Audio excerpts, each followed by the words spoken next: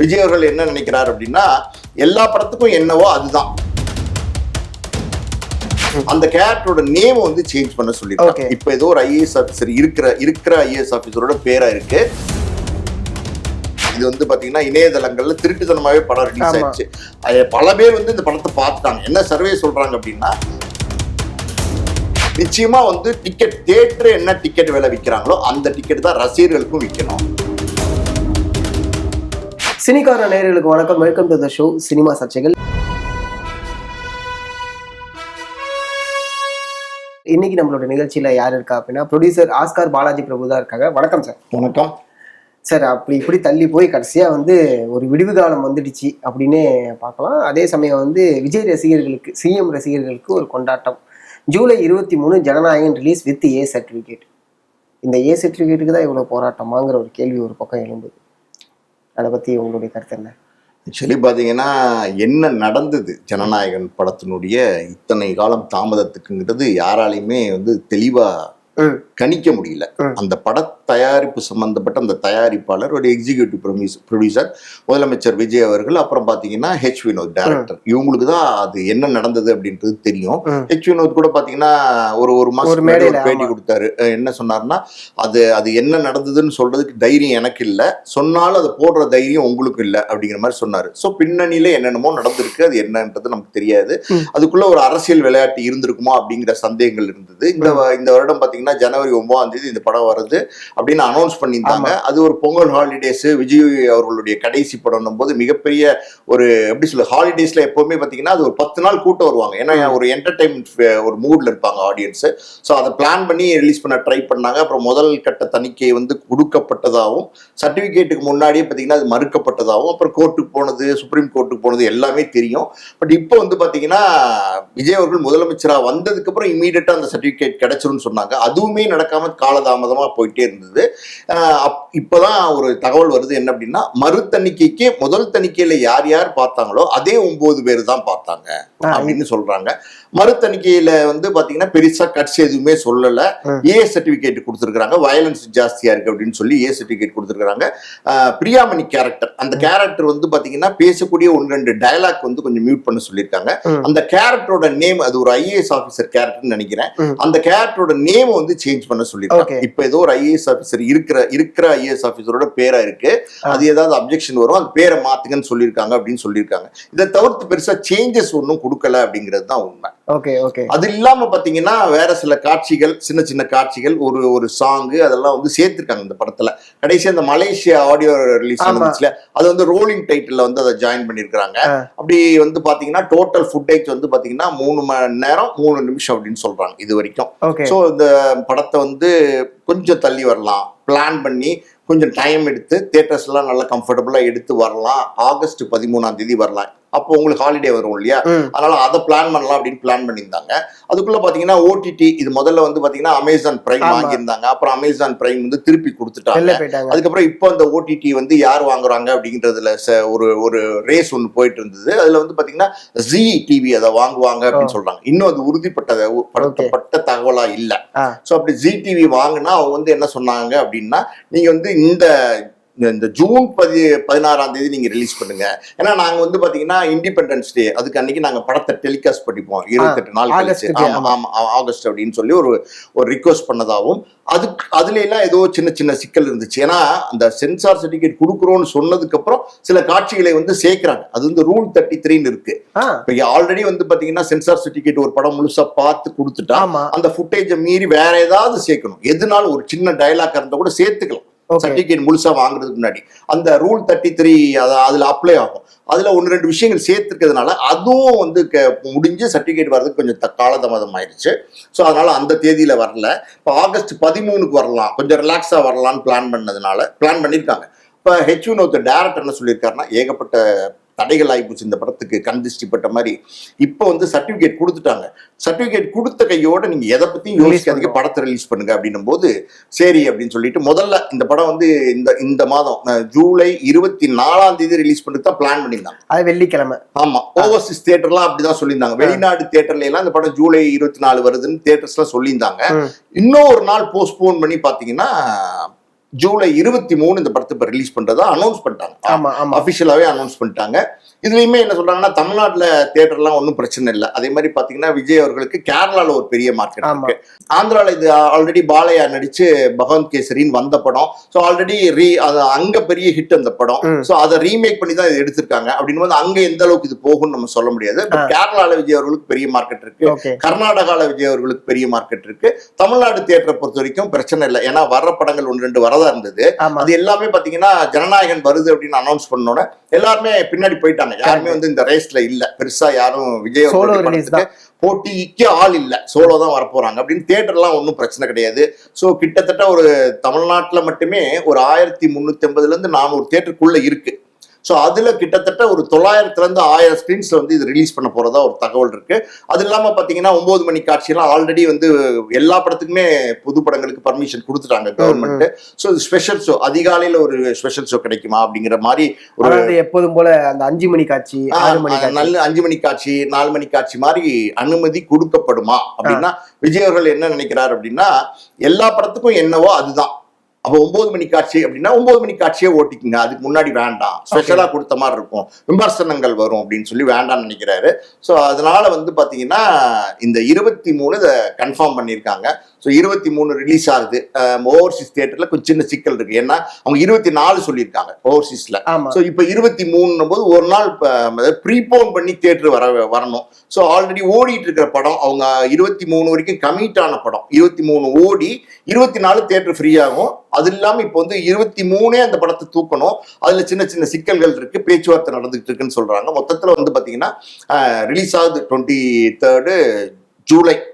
So இந்த ஜனநாயகனுடைய release தேதி என்னைக்கா இருக்கும், எப்ப இந்த படம் ரிலீஸ் ஆகும் அப்படின்னு பல தேதிகள் வந்து சொல்லப்பட்டது. கிட்டத்தட்ட ஒரு 7 மாதங்கள் வந்து கடந்து இன்னைக்கு வந்து இந்த ரிலீஸ் தேதி அனௌன்ஸ் பண்ணியிருக்காங்க. ஸோ அந்த தியேட்டருக்கு நிச்சயமா பாத்தீங்கன்னா ஃபர்ஸ்ட் டே ஷோலாம் பெரிய ஓப்பனிங் இருக்கும். ஜனநாயகன் படத்தை பார்க்கறதுக்கு விஜய் அவர்களுடைய ரசிகர்கள், அது இல்லாம பாத்தீங்கன்னா தாவேக்காவுடைய தொண்டர்கள் எல்லாருமே மிகப்பெரிய ஒரு ஆர்வத்தோட இருக்காங்க. அதுக்கு காரணம் என்ன அப்படின்னா, இது விஜய் அவர்களுடைய கடைசி படம். அதுவும் இல்லாம இன்னைக்கு வந்து முதலமைச்சர் ஆனதுக்கு அப்புறம் வர படம். அதுதான் அவங்க இந்த படத்தை தேட்டர்ல போட்டாங்க. போஸ்டர் டைட்டிலே கீழே வந்து honourable Tamil Nadu chief minister Vijay அப்படின்னு சொல்லிட்டு போட்டாங்க. ஆட்டோமேட்டிக்கா வந்து இன்னைக்கு அதாவது சொல்றேன்ல, இது வந்து தேர்தலுக்கு முன்னாடி வர வேண்டிய படம், தளபதி விஜய் அப்படின்ற டைட்டிலோட வர வேண்டிய படம். இப்ப தேர்தலுக்கு பின்னாடி விஜய் அவர்கள் முதலமைச்சரா வந்ததுக்கு அப்புறம் வருதுன்னும் போது அது ஒரு பெரிய மாசு, ஒரு ஜோஸ் நிச்சயமா அவருடைய விஜய் அவர்களுடைய ரசிகர்களுக்கு தாவேக்க தொண்டர்களுக்கு இருக்கும். அப்படின்னும் போது இது ஒரு மிகப்பெரிய வெற்றி படமா மாத்தி காட்டணும். என்ன நினைச்சாங்கன்னா விஜய் அவர்கள் என்ன நினைச்சார் அப்படின்னா, இந்த படம் எப்போ வந்தாலும் இது வந்து பாத்தீங்கன்னா இது வரைக்கும் விஜய் அவர்கள் பண்ண கலெக்ஷன் இருக்கு பாத்தீங்களா, அந்த கலெக்ஷன் லியோ எல்லாம் பெரிய கலெக்ஷன், அந்த கலெக்ஷனை தாண்டி ஒரு ரெக்கார்ட் பண்ணிட்டு தான் சினிமா துறை விட்டு போகணும்னு நினைச்சாரு. இன்னைக்கும் அது அந்த கடைசி படம் வருதுன்னும் போது அந்த லியோ கலெக்ஷனை எல்லாம் மிஞ்சக்கூடிய ஒரு கலெக்ஷன், மேபி ஒரு 800 கோடி அப்படின்னும் போது யாருமே இது வரைக்கும் அந்த கலெக்ஷன் வந்து இது வரைக்கும் ரீச் பண்ணல தமிழ் சினிமா நடிகர்கள் அப்படிங்கிற அந்த ரெக்கார்டு அதை வச்சுட்டு போகணும்னு நினைக்கிறாரு. ஸோ அந்த அளவுக்கு இந்த படத்துக்கு ஒரு பெரிய வரவேற்பு இருக்குமா. அதுவும் பாத்தீங்கன்னா இது வந்து பாத்தீங்கன்னா இணையதளங்கள்ல திருட்டுத்தனமாவே படம் ரிலீஸ் ஆயிடுச்சு. பல பேர் வந்து இந்த படத்தை பார்த்துட்டாங்க. என்ன சர்வே சொல்றாங்க அப்படின்னா, இந்த எப்படி சொல்றது, இந்த படத்தை திருட்டுத்தனமா ரிலீஸ் பண்ணதுல ஒரு 22 பேர் வந்து கைது பண்ணிருக்காங்க சம்பந்தப்பட்டவங்கள. அந்த 22 பேர்ல ஒரு 4 பேர் வந்து ஜாமீன் கேட்டு மனு போட்டிருந்தாங்க. அதுக்கு வந்து போலீசார் வந்து பாத்தீங்கன்னா எதிர் மனு தாக்கல் பண்ணியிருந்தாங்க. அதுல அவங்க என்ன சொல்றாங்க அப்படின்னா, இவங்க திருட்டுத்தனமா அந்த படத்தை ரிலீஸ் பண்ணதுனால 400 கோடி ரூபாய் இன்வால்வ் பண்ணி படத்தை எடுத்த ஒரு பெரிய படம் இன்னைக்கு வந்து பாத்தீங்கன்னா தியேட்டருக்கே வராம 1.5 கோடி பேர் வந்து பார்த்துட்டாங்க அப்படின்னு ஒரு ரெக்கார்டு வந்து கொடுத்திருக்காங்க. சோ 1.5 கோடி பேர் பார்த்துட்டாங்க அப்படின்னா அதுக்கப்புறம் இந்த படம் ஓடுமா அப்படின்னா எனக்கு தெரிஞ்ச மிகப்பெரிய கலெக்ஷன் பண்ணும். அதுவும் குறிப்பா பாத்தீங்கன்னா வியாழன் வெள்ளி சனி ஞாயிறு வந்து மிகப்பெரிய தியேட்டர்லாம் பாத்தீங்கன்னா பொங்கி வழியும் தான் நான் நினைக்கிறேன். அந்த எதிர்பார்ப்பு நிச்சயம் நடக்கும். அது அந்த அது அது அந்த நடக்கும்னு எல்லாருமே எதிர்பார்க்கறாங்க. தயாரிப்பாளர் துறை சைட்ல இருந்து எதிர்பார்க்கறாங்க, இயக்குனரும் எதிர்பார்க்கறாரு, வாங்கின டிஸ்ட்ரிபியூட்டர்ஸும் எதிர்பார்க்கறாங்க.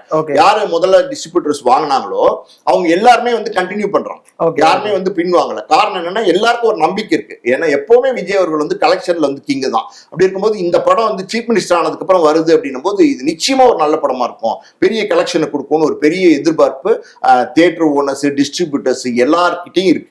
ஓகே, இது ஒரு பக்கம் இருக்கக்கூடிய சமயத்துல இன்னொரு விஷயம் என்ன அப்படின்னா, சர்டிபிகேட் தான் இங்க வந்து கலெக்ஷனையும் கொஞ்சம் டிமாண்ட் பண்ணுது. ஏ சர்டிபிகேட் நார்மலான தேட்டர்ஸ்ல பிரச்சனை கிடையாது. பட் ஆனால் மல்டிப்ளெக்ஸ்ல ஏ சர்டிஃபிகேட் படத்தை குழந்தைகளை உள்ள அழைச்சிட்டு போகணும். குழந்தைங்க உள்ள போனா அஃப்கோர்ஸ் அங்க வந்து ஒரு 3-4 டிக்கெட் வந்து லெஸ் ஆயிடுது. அதே சமயம் இந்தியாவில் கூட விட்டுருங்க, தமிழ்நாட்டில் கூட ஓரளவுக்கு அப்படி இப்படின்னு உள்ள போயிடுறாங்க. ஆனா இங்க ஓவர்சீஸ்ல ஸ்ட்ரிக்ட்லி நாட் அலோடு. துபாய் பக்கம்லாம் போகவே முடியாது. ஏ சர்டிஃபிகேட் போட்டாலே உள்ள கிடையவே. ஆக்சுவலாக மேபி யூபைஏக்கே சில படங்களுக்கு வந்து உள்ள விட மாட்டாங்க.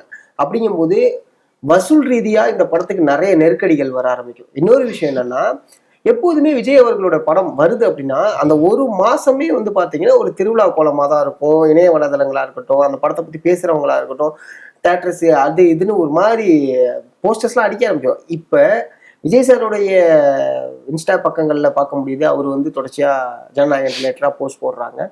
அதே சமயம் அந்த படத்துக்கு சம்மந்தப்பட்டவங்க போடுறாங்களே தவிர மற்றபடி எந்த ஒரு பெரிய எதிர்பார்ப்பும் இல்லாம ஆமா ஜனநாயகன் அப்படிங்கிற மாதிரி ஒரு மனநிலையை மாறிடுச்சோ அப்படிங்கிற ஒரு பார்வை இருக்கு. நீங்க முதல்ல கேட்டது என்ன அப்படின்னா, ஏ சர்டிபிகேட்னால வசூல் பாதிக்குமான்னு கேட்டீங்க. நிச்சயமா வந்து வசூல் பாதிக்கும், அதுல எந்த சந்தேகம் கிடையாது. ஏன்னா ஒரு விஜய் அவர்களோட படம் எல்லாம் பாத்தீங்கன்னா குடும்பமா போய் பார்ப்பாங்க. என்டர்டைன்மெண்ட் மூவியா இருக்கும், எல்லாருக்கும் பிடிச்ச படமா இருக்கும். நல்ல டான்சர். இதுலயே பாத்தீங்கன்னா இந்த தளபதி கச்சேரிங்கிற பாட்டு வந்து ரொம்ப பிரமாதமா பண்ணியிருக்காரு, பிரிச்சு மேஞ்சிருக்காருன்னு சொல்றாங்க. ஸோ டான்ஸ் அப்படின்னா விஜய் அவர்களை மிஞ்சுறதுக்கு இன்னைக்கு தமிழ் சினிமால யாருமே இல்லை. அப்படின்னும் போது விஜய் அவர்களுடைய படத்தை எல்லாரும் பார்ப்பாங்க, ஜனரஞ்சகமா விரும்பி பார்க்கக்கூடியவங்க. ஏன்னா வந்து எல்லா தரப்பு ஆடியன்ஸையும் வந்து கவர்ந்து இழுத்த ஒரு நடிகர் தான் விஜய் அவர்கள். அப்படி இருக்கும்போது வசூல் பாதிக்குமா அப்படின்னா நிச்சயமா பாதிக்கும். தமிழ்நாட்டில் ஒரு சில தியேட்டர்கள் மல்டிபிளெக்ஸ் தவிர்த்து மற்ற தியேட்டர்கள்ல விட்டுருவாங்க ஆளை அப்படின்னு நீங்க சொன்னீங்க. பட் அது இந்த தடவை நடக்குமா அப்படிங்கிறது கொஞ்சம் சந்தேகம் தான். ஏன்னா இந்த தடவை என்ன சொல்லியிருக்காங்க அப்படின்னா, தயாரிப்பு தரப்புல இருந்து நிச்சயமா வந்து டிக்கெட் தியேட்டர் என்ன டிக்கெட் விலை விற்கிறாங்களோ அந்த டிக்கெட் தான் ரசிகர்களுக்கும் விற்கணும். ரசிகர் மன்ற ஷோவா இருந்தா எப்படின்னா பொதுவா பல்கா டிக்கெட் கொடுப்பாங்க ரசிகர் மன்றத்துக்கு. அவங்க வந்து வேற வேற விலைக்கு வித்துவாங்க, 1000, 2000, 3000 வித்துப்பாங்க. அது ரசிகர் மன்றம் எப்பவுமே அப்படின்னா அந்த ஷோ மூலமா ஒரு அமௌண்ட் வரும். அது கூட இந்த வாட்டி கூடாது. இந்த வாட்டி பாத்தீங்கன்னா ஒரு ரசிகர் மன்ற டிக்கெட் கொடுக்கப்படும், தியேட்டர் வந்து ரசிகர் மன்ற ஷோ கொடுப்பாங்க. ஆனா அந்த டிக்கெட் வந்து தியேட்டர் விலைக்கு தான் விற்கணும். ஸ்ட்ரிக்ட்டா வந்து it should not be sold more than the ticket price which is fixed by the government அப்படிங்கறது வந்து அவங்க தெளிவுபடுத்தியிருக்காங்க. டிஸ்ட்ரிபியூட்டர்ஸ்ட, தியேட்டர் ஓனர்ஸ்ட எல்லாத்தையும் கூப்பிட்டு மீட்டிங் போட்டிருக்காங்க. அதனால வந்து இது வந்து இந்த தடவை நடக்காது. அதே மாதிரி பாத்தீங்கன்னா இப்ப நீங்க சொன்ன மாதிரி பாத்தீங்கன்னா மல்டிபிளெக்ஸ் அது ஏ சர்டிபிகேட்னா உள்ளே போக முடியாது, விட மாட்டாங்க. அது தவிர்த்து மற்ற தியேட்டர்கள்ல வந்து ஈஸியா உள்ள போயிட முடியுமா அப்படின்னா நடக்குது, பல இடங்கள்ல நடக்குது. ஆனா இந்த படத்தை பொறுத்த வரைக்கும் இது விமர்சனம் வந்துடக்கூடாது. எந்த இடத்துலயுமே வந்து இந்த படத்துக்கு வந்து ஏ சர்டிபிகேட் கொடுத்துருக்காங்க, அது இல்லாம சின்ன பசங்க 15-16 வயசு பசங்க எல்லாம் அலோவ் பண்றாங்கன்ற மாதிரி ஏதாவது வீடியோ எல்லாம் இன்னைக்கு சோசியல் மீடியா எதையுமே தவிர்க்க முடியல, எடுத்து போட்டு விமர்சனங்கள் வந்துடக்கூடாதுங்கிறதுனால ரொம்ப ரொம்ப தியேட்டர் ஓனர்ஸ்க்குமே ஸ்ட்ரிக்ட்டா சொல்லியிருக்காங்க. எல்லா தியேட்டர் ஓனர்ஸ்க்குமே அப்படின்னா டிஸ்ட்ரிபியூட்டர்ஸ் தியேட்டர் ஓனர்ஸ் தான் இது ரொம்ப வந்து ப்ரெஷர் பண்ணி சொல்லியிருக்காங்க. இதெல்லாம் ஃபாலோ பண்ணணும் அப்படிங்கறது வந்து தெளிவுபடுத்தி சொல்லியிருக்காங்க. ஸோ அது இதெல்லாம் இங்க இருக்கும்போது தமிழ்நாட்டிலே வசூல் வந்து பாதிக்கும். ஏ சர்டிபிகேட்னால பாதிக்கும், அது வேற வழி இல்லை. அது படத்துக்கு ஏ சர்டிபிகேட் அவங்க கொடுத்துட்டாங்க, அது வேற ஒன்றும் பண்ண முடியாது. ஏகப்பட்ட தடங்களுக்கு அப்புறம் வருது. இப்ப இந்த ஏ சர்டிபிகேட் வேண்டாம், யூ சர்டிபிகேட் கொடுங்க, இல்ல யூஏ கொடுங்கன்னு ஒரு போராட்டம் போச்சுன்னா மறுபடியும் அந்த போராட்டம் வந்து நீண்டுகிட்டு போறதுக்கு வாய்ப்பு இருக்கு. அது எப்போ முடியும்னு தெரியாத ஒரு சூழல் இருந்திருக்கும். அதனால ஏ சர்டிபிகேட் பரவாயில்லன்னு வாங்கிட்டாங்க. இன்னொரு விஷயம் என்ன சொல்றாங்கன்னா, விஜய் அவர்களுடைய படத்திலேயே ஏ சர்டிபிகேட் இந்த படம் தான் முதல் படம் அப்படிங்கிறாங்க. அது ஒரு தகவலும் இருக்கு. அது மாதிரி இருக்கும்போது இது வசூலை பாதிக்கும். இன்னொரு பக்கம் நீங்க கேட்டீங்க பெரிய ஹைப் இல்லாம இருக்கே அப்படின்னும் போது, இந்த படத்தை பொறுத்த வரைக்கும் பாத்தீங்கன்னா வருமா வராதா, இந்த படம் வருமா வராதா அப்படிங்கிறதே வந்து இந்த படம் ஒரு ஹைப்பை தான் கொடுத்துருக்கு. ஒரு டாக் வந்து இருந்துட்டே இருக்கு. ஒரு படம் இது வந்து ஜனவரி 9ஆம் தேதி வருது பொங்கலுக்கு அப்படின்னு சொல்லும்போது அது பெரிய எக்ஸ்பெக்டேஷன் இருந்துச்சு, பெரிய பப்ளிசிட்டி பண்ணாங்க, ஆடியோ ரிலீஸ் மலேசியால பண்ணாங்க, எல்லாமே பண்ணாங்க, டோட்டல் பப்ளிசிட்டி அங்க பண்ணிட்டாங்க. அந்த பப்ளிசிட்டி வந்து அதுக்கப்புறம் இப்ப பண்ணாம இருக்கு. ஆனா அந்த பப்ளிசிட்டி என்னென்ன பண்ணாங்களோ அது எல்லாமே மக்கள் மனசுல இருக்கு.